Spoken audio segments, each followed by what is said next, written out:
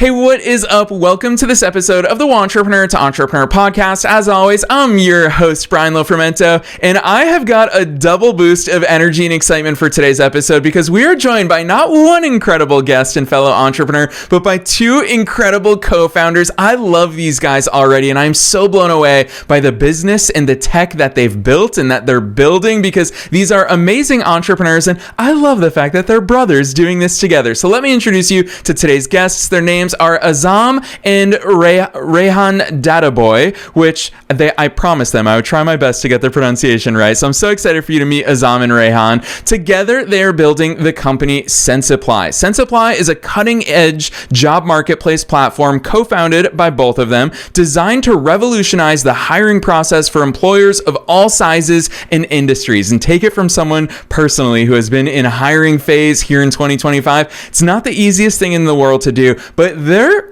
technology makes me so excited for our next hire behind the scenes. At the core of Sensiply's innovation is its video pitch feature known as SensiPitch, which allows job seekers to go beyond static resumes by showcasing their personalities, skills, and potential in a dynamic and engaging way. By putting a face to a resume, Sensiply humanizes the hiring process, creating meaningful connections that help employers better understand their candidates from the start. And I'll tell you what, we're going to dive into the fact that their business really helps both sides of the equation, employers as well as future employees, because it's only become more difficult to stand out. And I'm convinced that their solution, their technology, their company, this is the future of hiring. So I'm so excited about this one. I'm not going to say anything else. Let's dive straight into my interview with Azam and Raihan.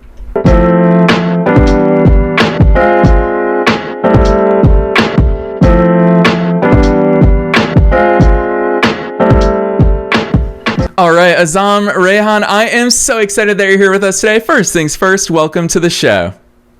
Hey, thank you for having us. Appreciate it.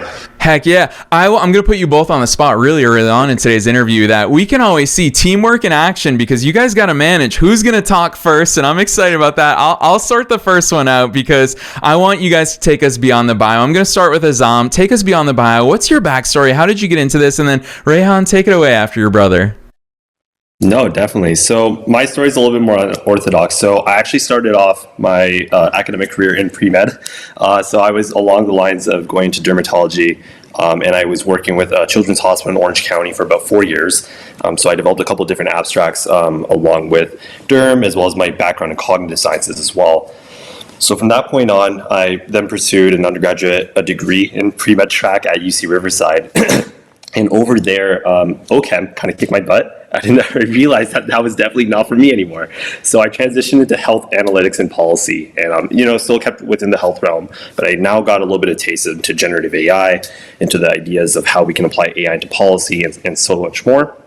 And from that point, I actually got recruited onto a project with one of my professors working on a defense contract.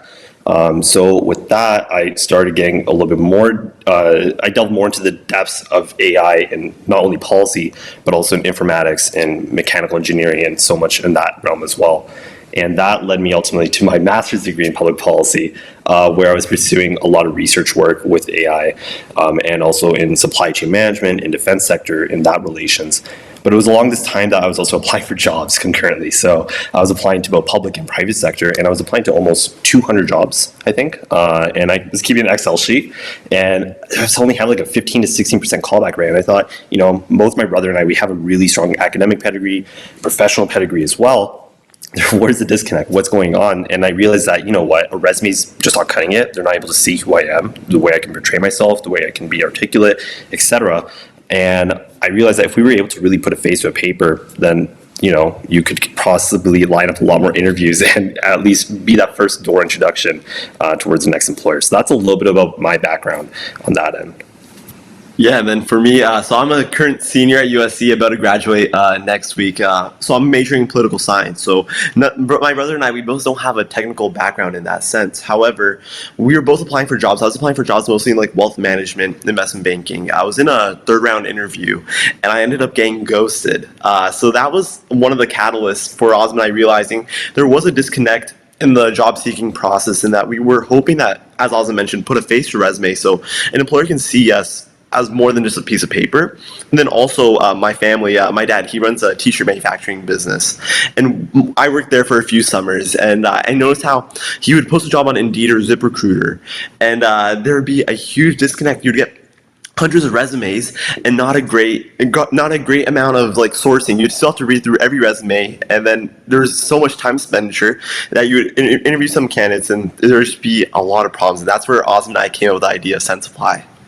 Yeah, I love that overview for so many reasons, you guys, particularly because for me as an entrepreneur for 17 going on 18 years now, this feels very personal and very important in all of our businesses. This is one of the most important pieces of growth fuel for all of us is hiring in our business. But the job market has changed so much. Here we are in the middle of 2025 having this conversation. And I'll tell you this, as someone who's made a few hires already this year, it's hard for us as employers to figure things out from a haystack of all really great sounding cover letters, all really amazing resumes these days, because everyone, like the secret's out, everyone's using AI. Everybody sounds amazing. I started incorporating it a few years ago is send me a Loom video as part of your application, but it's clunky. It's not a great solution. So I'd love for you guys to introduce listeners. Obviously, I love Sensiply. I'm excited to start using it myself, but introduce listeners to your solution and to the tech that powers it. Yeah, so with Sensiply, we're building the ultimate one-stop shop for job seekers and employers. So we're a marketplace at our core, so we have both job seekers and employers using our platform. I'll take the job seeker side, and Azam can take the employer side. With the job seeker side, all you have to do is create your account and record a 1 to 2 minute video pitch. We developed a proprietary AI that will extract all your work experience, your key qualifications, and your education, and from there, match the job seeker to the most compatible job. So you no longer have to go on Indeed or LinkedIn and then try to find the job that fits your needs. Our system's automatically giving you a curated list every single day of the best fit jobs for you within our platform. From there, you can also message, do interviewing all in-house, and then Azam will take the employer side. Yeah, and just to add on, Brian, you said it best that in our current day and age, everyone can technically have the perfect resume on paper, right? ChatGPT, you can just upload a job description quite easily, and it will spit out quite literally the most perfect resume possible to get past these AI screeners as well.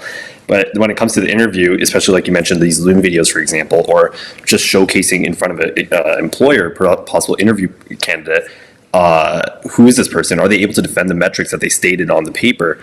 It's not going to cut it. And at least now with SensiPitch, what Raihan was just mentioning on the employer end for Sensiply, as an employer, you can quite literally just go ahead and watch a video in a very seamless and easy to use manner. Our AI will automatically extract your skills, personality traits, work culture fit, and a bunch of other key metrics to make the most compatible matches at the end of the day.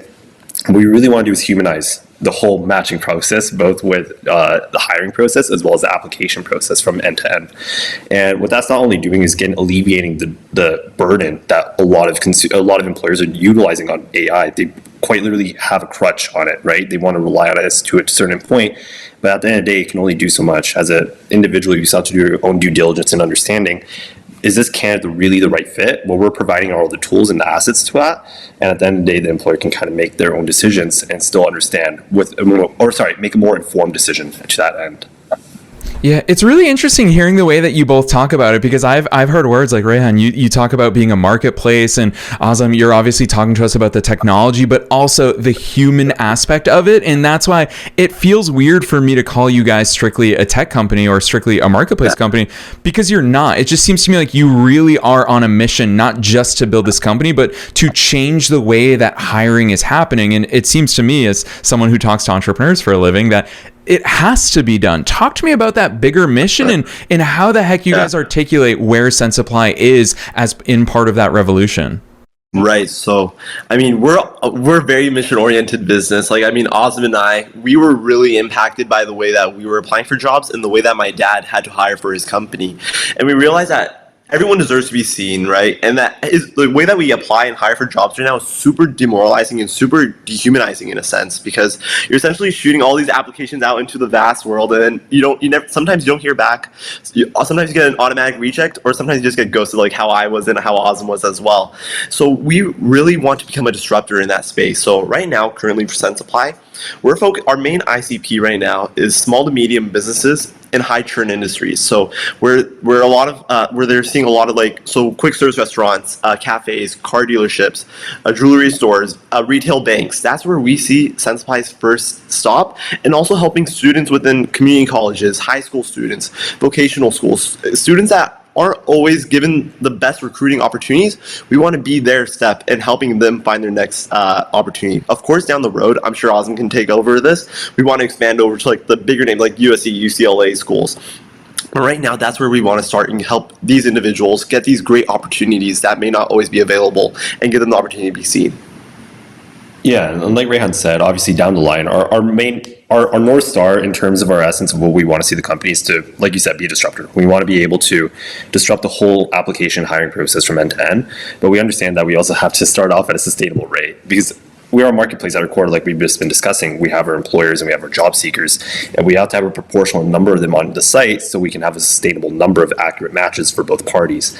Now, in terms of like Raihan mentioned with our ICP, we want to be able to target within this niche area, whether that be small to medium businesses or even going further into retail oriented or QSRs or so much more.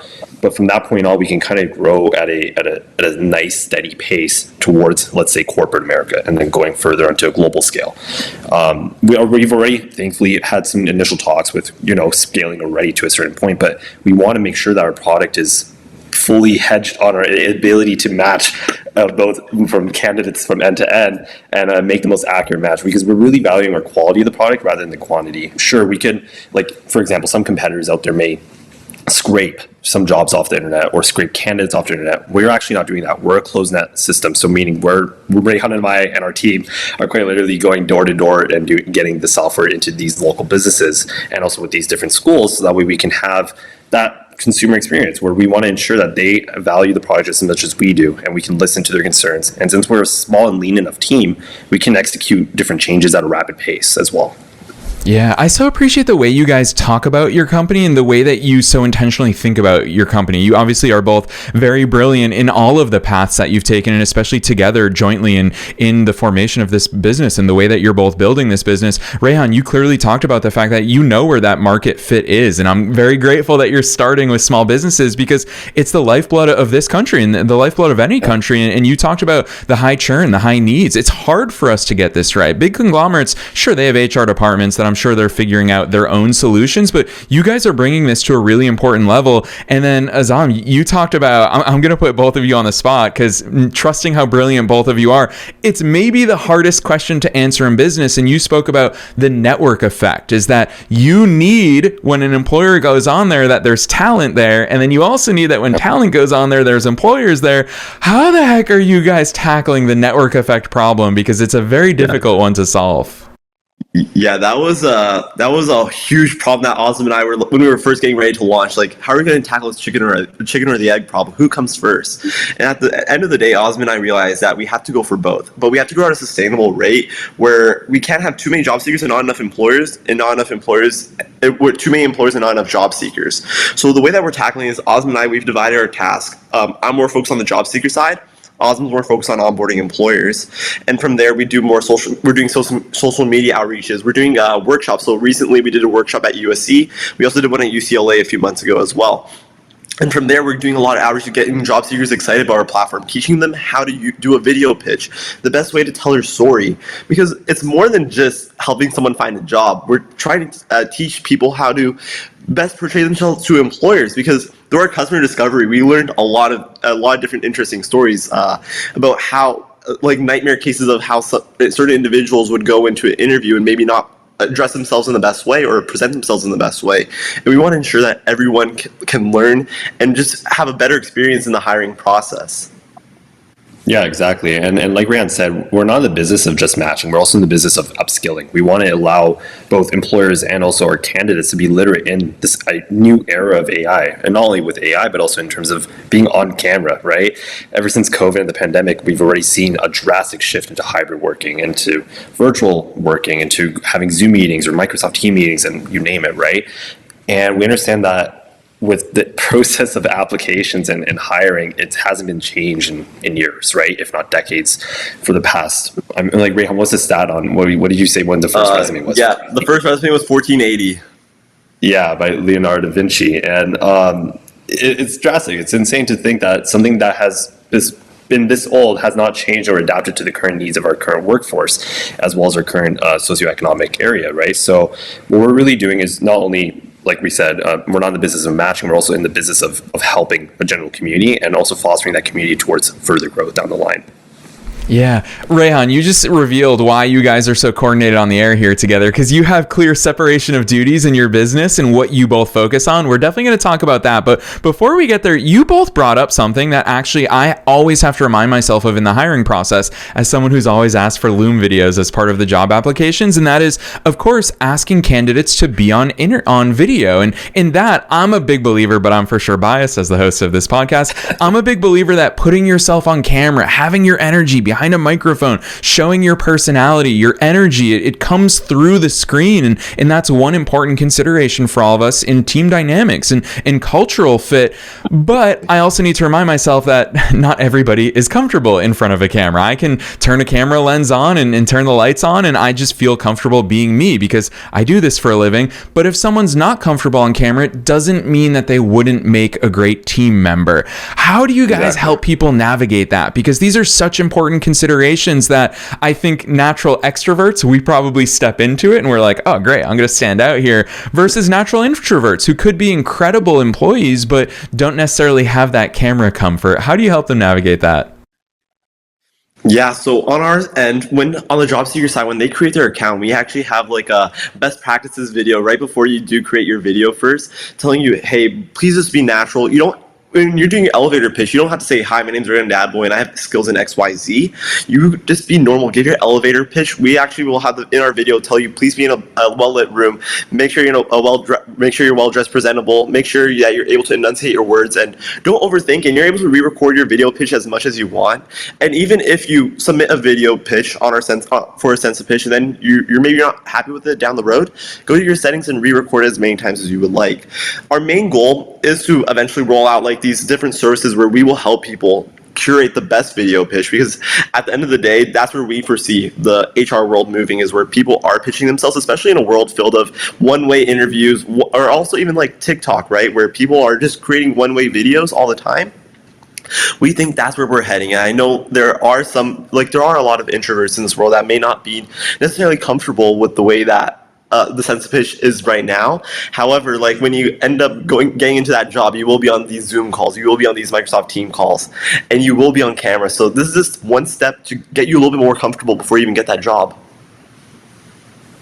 Yeah, along those lines, what really gets me excited, hearing the way you guys are talking about not only your current technology, but your future technology. I personally know, and I'm sure you guys know this from our off-air conversations, that I'm personally very excited to start using Sensiply. But where my head goes is I think about your critical mass, and it's probably going to be here very shortly, because I would imagine that for me as an employer, when I list my job in places and I tell people to apply, you have to use Sensiply. Like, here's the link. Is that part of the growth strategy? Is that an ideal use case for someone like me to bring more candidates and job seekers onto your platform? I would imagine that it's such a natural and organic network effect that everybody wins when we start using it that way. No, you hit on the nail. Oz, you want to take that? Yeah, sure. Yeah, and like Rand said, you hit it pretty well. Where basically what we're doing right now is, one, we have a direct link within our site, right? It's a traditional job board in that sense, where you can kind of go on as a candidate or as an employer and source your candidates that way. But what we've also done is we're partnering with different HRIS companies, where we can have that funnel in, where any candidate that is on Sensiply can be funneled in directly to, say, a different employer that uses one HRIS system. Now, we're not disrupting any of their workflow. In fact, we're supercharging it based on our back-end engineering. And number three, on top of the HRIS and on top of our native platform, we can also partner with different, let's say, career organizations, or different organizations such as career centers at schools, where you're able to kind of tap into that network and then funnel them into, say, local communities within that area. And within our current realm right now, within our niche with the small to medium businesses, if we're more focused in on, let's say, the QSRs or vocational schools, that's already a built-in network which we can, have funneled in from, say, exactly the school directly into, let's say, one type of organization that's within that realm of teaching for that school as well. Yeah, you guys, I love hearing you guys talk about this, because clearly you thought of literally any angle that I'm going to bring up. So I'm just going to keep putting you both on the spot, because I would imagine that you've both played out and debated and worked through so many different scenarios. With that in mind, I need to ask you guys about business model, because marketplaces are fun. There's a million different ways you could monetize it. How are you guys kicking those ideas around? Because I'm sure you've entertained and tried, and you will continue to try so many different things, but what's that business model look like short term and long term? Yeah, so currently right now, so our long-term vision for a job seeker will always be free. Every single feature that you see for the job seeker currently will always say 100% free. Down the road, we will roll out like a more freemium version. So we will have a free, which will always be free, and then the premium, where we'll have a lot of AI analytics, because we do offer this one thing called our match rate, and it tells the job seeker how well they're matching to jobs on our platform. But we want to scale that up and tell the job seeker, hey, you're actually matching really well in this XYZ industry, or hey, you're doing really well in this aspect of the company. So why don't we orient your whole profile to better fit that sector? And then on the employer side, we currently run on a subscription-based model. So we have like a monthly plan, an annual plan, and a one-time option, considering that a lot of small and medium businesses, they're not hiring 5 or 10 people a month. They might just do 1 or 2 hires a year. So we want to give them that opportunity. And we're trying to be as competitive as possible with like the Indeeds or LinkedIn's, especially as they charge on a pay-per-apply model or a pay-per-click model. We want to give them a better option where they can keep the job up for as long as they want until they find the best fit on our platform. Yeah, I love hearing these insights, you guys. It just seems to me like behind the scenes, you guys have fleshed out so much of this stuff. And I would imagine part of it is because you both have a built-in really good business partner, but you're not just business partners, you're obviously brothers. I have an older brother myself, and it takes me back to all the great things about being a brother, all the times that you can confront each other when you're brothers.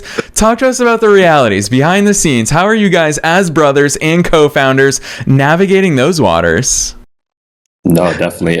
It's exciting, right? Because like you said it best. It's definitely, you have your own built-in partner from day one when you start off the business. And I think it also plays a role with the fact that with our dad's company as well, it's a family-owned business as well. So he did it with his 4 brothers for the t-shirt manufacturing. And we see family dynamics, and we also see the pros and cons of it.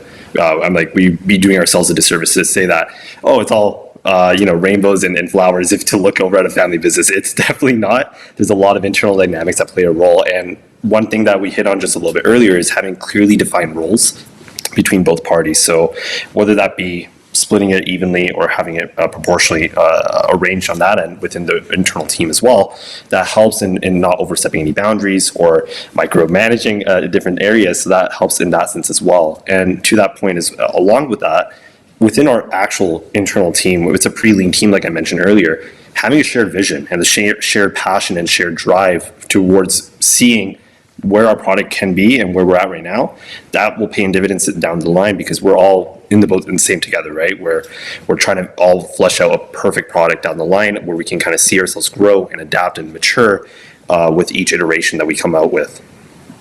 Yeah, and then going off of that, one of the main important things that Oz and I are cognizant of is that we're brothers first, right? So we're business partners, we're best friends, we're everything, but like the main thing is we're also brothers, and that we can't overstep our boundaries sometimes, so we have to ensure that we have clearly defined roles. And that's why we've implemented weekly check-ins. So every Sunday we'll check in, say, hey, these are our plans for the week. Awesome might be say, I'm going to go visit these companies. I'm going to say I'm going to be hosting this amount of TikToks, or I'm going to be reaching out to this university or this college this week, and we're going to be trying to just align ourselves and make sure that, so that means we don't have to micromanage each other too, especially because now that I'm moving back from LA back to Orange County, now it's just easier. We're going to be in closer areas now, so that you want to ensure that you're not stepping on each other's toes. And that was the main thing. But as Azam mentioned, one of the most beautiful things of building this company is our employees have such a bought-in vision into our product and everything that shows, it just means the world to Azam and I that these 3 other people are so much bought into our vision that like it just means so much.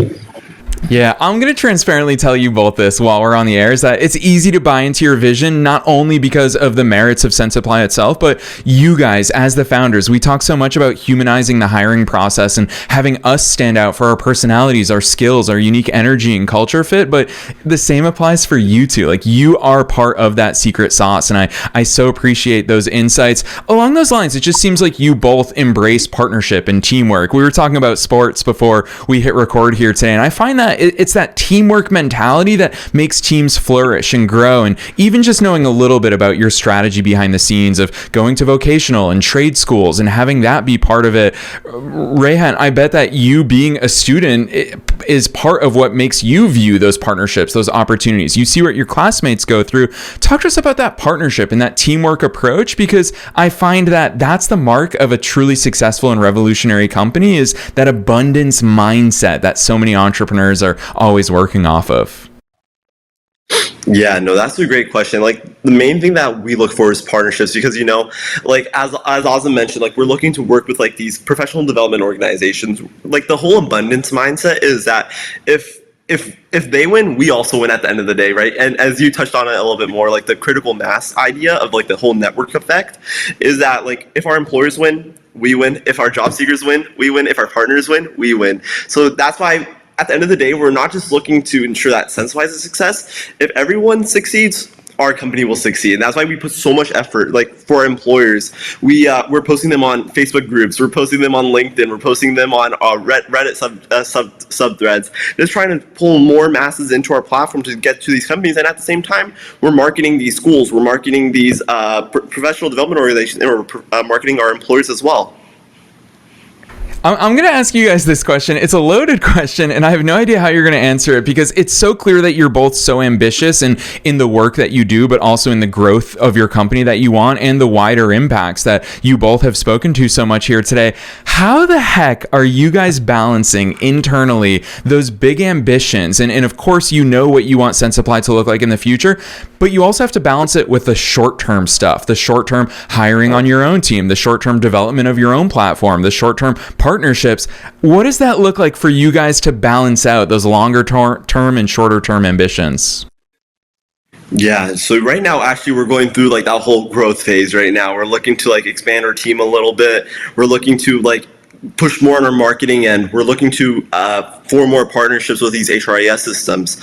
So that's why, like, like, we have like these huge ambitions, but then we also have to reel it back sometimes. So that's why our Sunday meetings are so helpful. Is like we're able to really look at this, like, we make 1 month plans. So right now we're trying to hit a certain amount of employers. We're trying to hit a certain amount of job seekers. And that really brings us back to planet Earth. And we're like, okay, yeah, our goal is to become like this $1 billion brand down the road. But right now we have to hit a certain amount of employers to keep on rolling. And that's how we say, that's our Sunday check-ins are really valuable in that end. Yeah, exactly. And like Rand said, it's all about keeping ourselves grounded in terms of understanding if we're not both clearly if we're not clearly defined on the KPIs that we need to meet per each month, then we're both going to get lost, right? It's really easy, especially, I'm sure you can appreciate as well, where in a startup, you have so many different hats that you're wearing, you have so many different personalities and ideas that are being thrown out at the same time, that you also have to keep some type of sanity in between it all, right? Or else you get disillusioned between, I need to really focus on this, or I need to make more features on the site, or I need to do X, Y, and Z. And being, like Rand said, being able to constantly be able to just sit down each week and kind of map out what we need to get done, what isn't done, as well as understanding what more we can do and to our own capacity. Because at the end of the day, like, let's say if you're not capable of doing it within this week or per this month, then don't do it. You're not going to be able to theoretically nor feasibly be able to achieve what you need to get done. And that's why it's really important to understand your limits and your capacity, and also your overall bandwidth as an individual, right? Being able to have a work-life balance as well, because burnout's real. I mean, like, we see it with our dad's company, we see it with both, from an academic perspective as well, where, going from undergrad, master's, and then PhD as well, you have you have burnout overall to an extent as well. So you also want to be able to have that management process as well. Yeah, I love those answers and those insights. I so appreciate your generosity and transparency there. I knew that time would fly by with both of you, but I want to squeeze 2 final questions in before we get to that last question. So the second to last question that I want to ask you is about, you both have really harped on and emphasized the humanization of the hiring process. And what really stands out to me as someone who sees a lot of different startups and a lot of different businesses is that you guys are sitting on incredible technology and an incredible solution, but but you two fully step into and embrace the humanize aspect of business, of marketing, of selling. And it sounded to me a few times throughout the way you both talk about your responsibilities that you're willing to go door to door. You're willing to shake hands. You're willing to meet with people. A lot of people will be surprised by that. I feel like it's a lost art. And shout out to your dad. I bet that he also has a lot of that hustle, and he's displayed a lot of that stuff that you guys both model. But talk to us about that very, very humanized aspect and relationships of marketing and selling. Yeah, like so when we were looking at a lot of other tech companies, we realized a lot of them love doing the cold email blasts. I mean, Azam and I'm not gonna lie, we also did our own cold email blasts as well, trying to onboard more employers. But then we realized that small and medium businesses, they're facing existential crises almost every single day. I mean, like if they have a small team, 10 people they're managing, they don't really necessarily always have the time to look at their email and just respond to someone trying to help them hire more employees. That's why we should go in, put a face. We're putting a face to a resume. We have to put a face to our company as well. It's not fair for our job seekers to make them record a video pitch, and we're not going out there and trying to help find more employers. And that's where Azam and I realized that, hey, we're going to go door to door to every employer. We're going to go to career resource centers at community colleges. We're going to go meet them in person and show them what we're building in live. Yeah, no, exactly. And to Raihan's, to the point that Raihan just made about the door-to-door, it's also the fact that we're being really surgical about it. We're not just blatantly going blanket covered over masses of different strip malls and going to different businesses as well. We're really strategic as to who we're approaching, whether that be if it fits within our ICP. That's part one. And number two is, are they actually in need of our services, right? Some businesses, you'll go to them 5 minutes down the line, it's not going to be worth it. It's for both ourselves as well as for them. Sure, we could try to sell them on every single aspect of it or try to make it fit. But if it's not going to fit, why it's not going to work out for both ends of the party. So we're really strategic about that as well.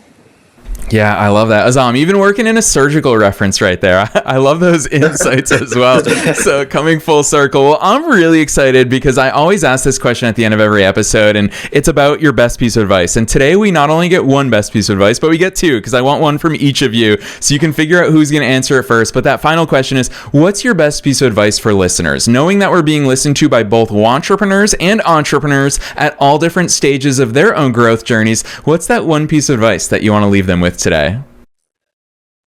Yeah, I've been thinking about the best piece of advice I'd give to somebody. And Azam and I, we're going through like this whole growing this company and everything. And I think the biggest advice that I'd have for anybody is to never give up. One of my professors, he told me that when you're feeling down, you're actually in the best part of the movie.